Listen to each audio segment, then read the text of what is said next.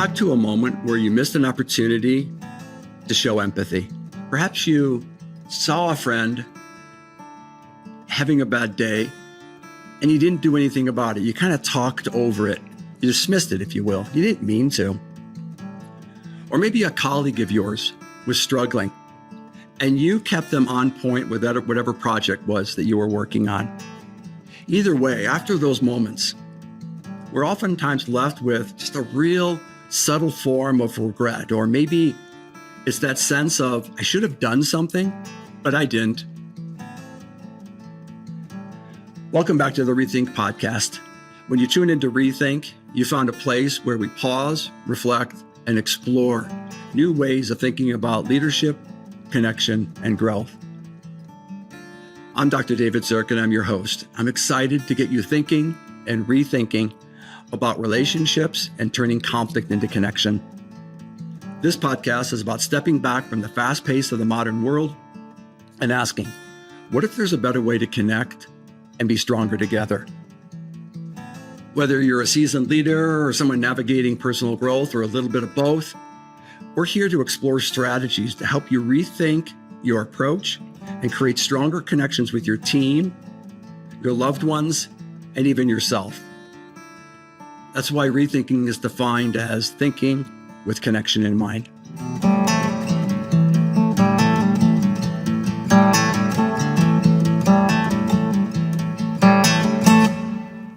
Today, we have a great episode. We're going to be taking this really popular construct called empathy. I mean, who's not talking about that lately? And we should be talking about it. More the merrier for that. But we're going to be taking empathy and doing something really interesting with it. We're going to be stretching it, putting it on a continuum or a spectrum, and introducing a brand new term. That brand new term is called dysempathy. D-Y-S, dysempathy. The prefix of dys is typically known as something that's impaired, such dysfunctional, impaired functioning, disequilibrium, having someone's equilibrium being off. We're going to be talking about dysempathy and how that shows up on the spectrum and what to do about that. Because just to let you in on a little secret, we all have dysempathic moments, and we're going to learn about what to do about that. But let's step back for a moment. I talked about empathy. Let's define it. Let's get on the same page with this beautiful construct that creates this incredible bridge between people. Empathy.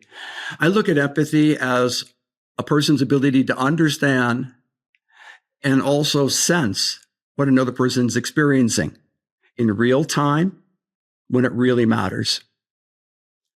I like that definition so much that I want to give it to you again. Empathy involves understanding and sensing what another person is experiencing in real time when it really matters. So in that way, empathy is all about timing. But what happens when our timing is off? That's what dysempathy is all about. So I'm going to go to my magic board here and draw a line. That line represents a spectrum. Just a simple line. And these simple drawings are a way to kind of capture your interest and get a better understanding of what it is that we're talking about today so you can apply it in your everyday walk of life. So at one end of the spectrum is a very interesting word. It's empath. Empath is a noun. These are people. Maybe you know an empath or two.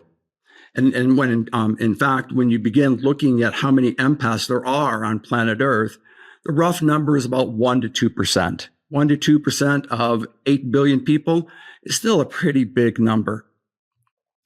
What's unique about empaths is, and you'll know that you're an empath, when you get confused about where you end and the other person begins.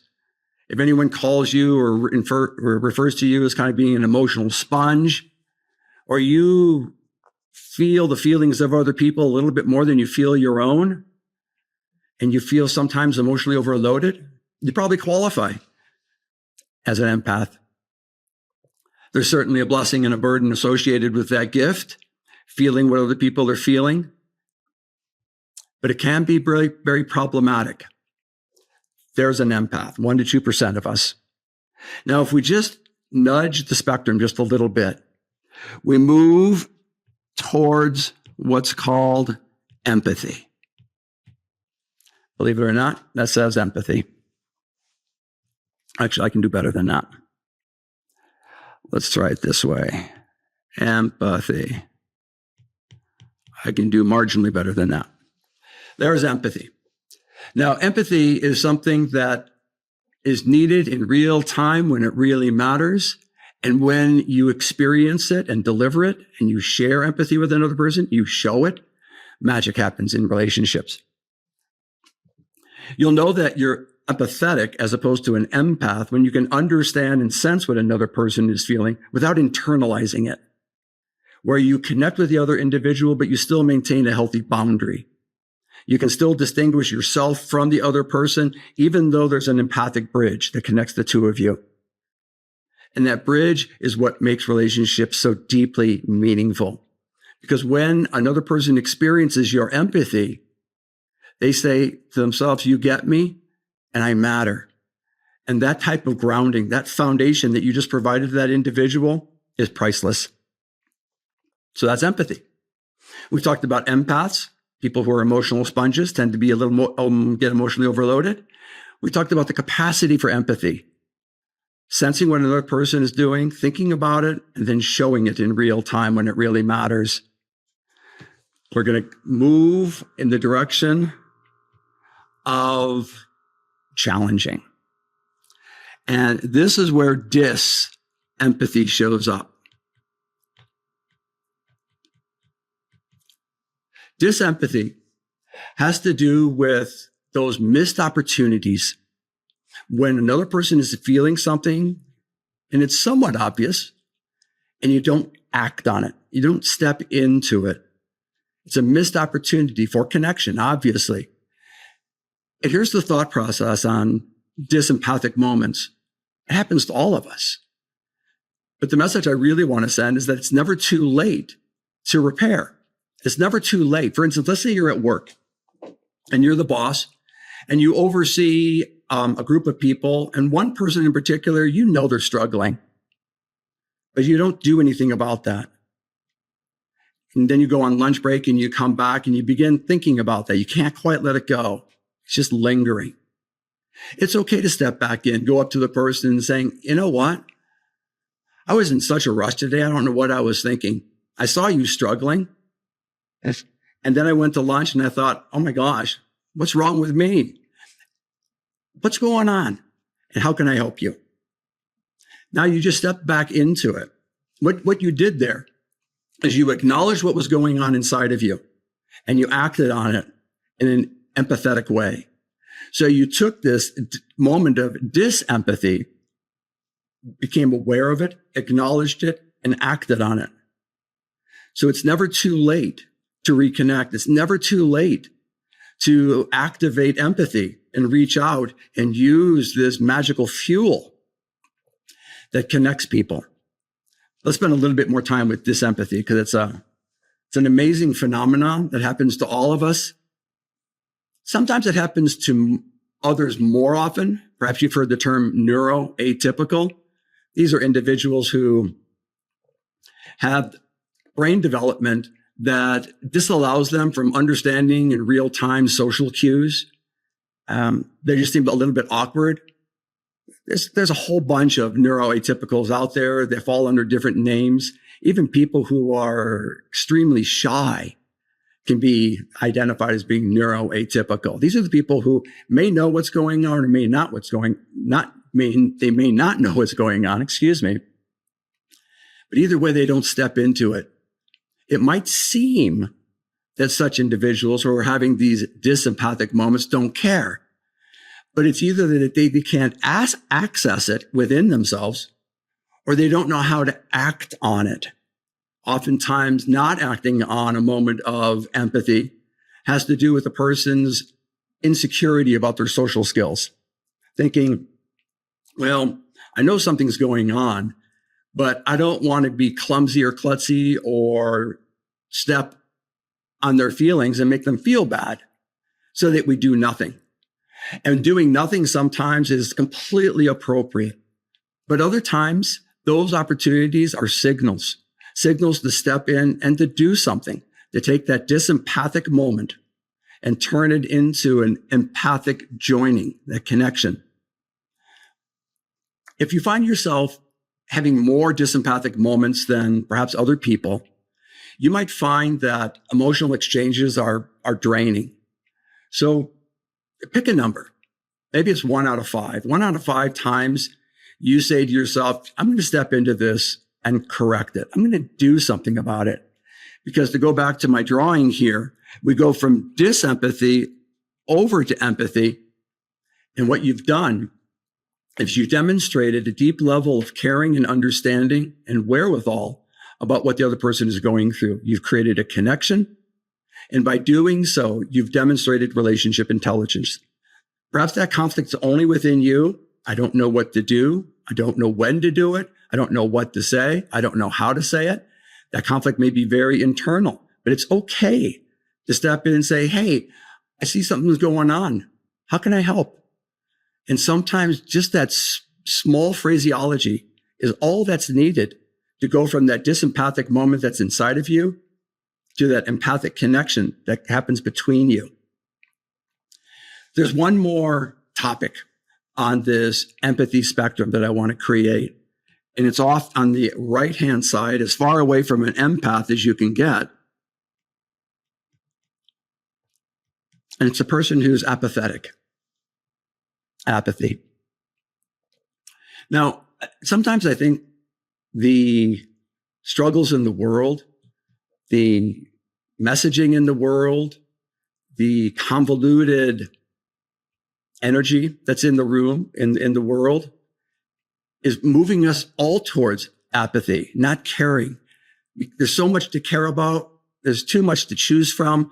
So it seems almost obvious to stop caring altogether. Not caring altogether, I believe, from a relationship intelligence standpoint, is dangerous.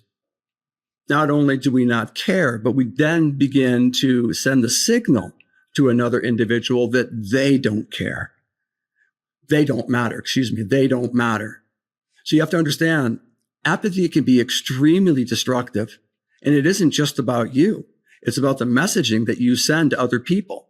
If you walk around with a state of indifference, they don't say, oh, that person's apathetic. What a person typically does is takes that messaging very personal and says, gosh, what's wrong with me? Why doesn't that person care about me? And before you know it, your indifference has activated their cluster of insecurities, and they go down their own little private rabbit holes, having a difficult day. So apathy can happen biologically. Apathy occurs in a cluster of brain disorders, from dementia to an acquired traumatic brain injury. And there's certain parts of the brain, mostly in the prefrontal cortex, down into the subcortical areas, fancy little name for basal ganglia. And when those areas become damaged, what happens is we have a hard time accessing emotionality.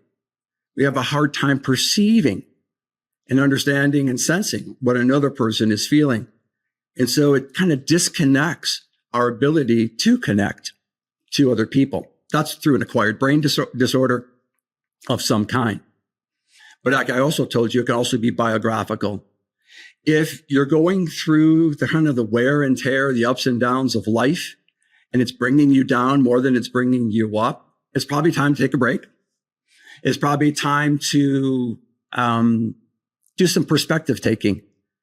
It's probably time to surround yourself with some people who can start bringing you up, kind of restoring your confidence that the world is about interconnections. So when we go to our isolation, when we go to our solitary nature, when we seek solitude, it's a safe place. But oftentimes that safety can lead to complacency. And complacency is the opposite of the kind of energy that's needed to step back in and to connect with other people using this powerful fuel called empathy. So there we have the empathy spectrum. Let's use a quick little example at work and see how our knowledge of dysempathy can spark a very magical moment. Think of yourself as a leader, and you are in charge of a group of people. There's so much going on. Expectations are high. The demands are unending. The pressure, you can feel it every day. You probably feel it 24/7. And your team is not functioning at the highest level. And you begin realizing maybe you're part of the problem. If that's true, maybe you're part of the solution as well. So it'd be a great opportunity to brainstorm, sit your team down and say, you know what? Something feels like we're not working as well as we usually do. What's everyone's best guess? And it's okay to start using your own best guess. You can be klutzy about it. You can be accurate about it. You can be even playful with what your best guess is going on, such as, maybe the problem is just me. Maybe I'm not as good as leader as I think I am. Maybe there's some truth in that. But by showing that vulnerability, you're inviting other people to empathize with your situation. Now, you're not begging other people to empathize with you. You're inviting them to join your internal conflict. And oftentimes they'll save you. And they'll say something like, oh, no, it's not you. You're great. You're better than ever. I think it has to do with there's too much pressure. The demands are too high or whatever it might be. But either way, everyone is starting to communicate. But before that communication occurs, what you've done is you've connected with your team. Connection precedes communication. When you connect, communication flows. When that communication is flowing, relationships blossom, they strengthen. And when that relationship is strong, what's really amazing, what happens is you will begin experiencing the kind of personal growth and development you never thought was possible. As you're experiencing that growth, always begin to realize it started with connection. That's the reason why at Rethink, we talk about pausing, reflecting, and exploring new ways to think about leadership, connection, and growth. And that pausing, that reflecting, and that exploring happens in real time. It happens with you, pausing, reflecting, and exploring. When something's not going well, whether it's inside of you or between you or among many other people around you, great time to pause, reflect, and explore, and think about your leadership. Think about your connection, and think about the growth that's needed within you and others. That's the empathy spectrum. That's what dysempathy is all about. I invite people to practice pausing, reflecting, and exploring the conflict. Don't be afraid of it. Turn conflict into connection. And when you get better at this and your relationship intelligence rises to a new level, conflict now becomes an opportunity for you to create deep connections with other people. It's something that must be practiced. It's something that must be believed in. And I want to leave you with this idea that no matter where you fall on the spectrum, empaths, you have immediate access to empathy, but you put up good boundaries. You have more dysempathic moments than other people. You kind of come across as perhaps as you don't care. Or maybe you even find yourself in a kind of an emotional desert and you're feeling apathetic about the world around you because it's so perhaps discouraging. Wherever you are, always understand that the common denominator is empathy. And being able to feel what other people are feeling begins with feeling what you're feeling, gaining access to your private world so that you can then go to a place where you best guess what's going on in another person's private world. That's what turning conflict into connection is all about. I invite my listeners to go to my website at davidzierk.com, look at the handout for today, and you'll find lots of other information out there. I'm attempting to try to take psychology to another level, if you will, and disseminate information that I believe is very useful to everyone's walk of life, but it all focuses on relationship intelligence and turning conflict into connection. And the master skill, the master mindset is rethinking. Rethinking means thinking with connection in mind. I love slogans, I love acronyms, but as we talk from one podcast to another, you'll understand that the theme is critically important. How to help you get your needs met by connecting with other people. And by doing so, you find yourself becoming more relationally intelligent. Thank you very much for tuning in to today's podcast. I can't wait for the next one.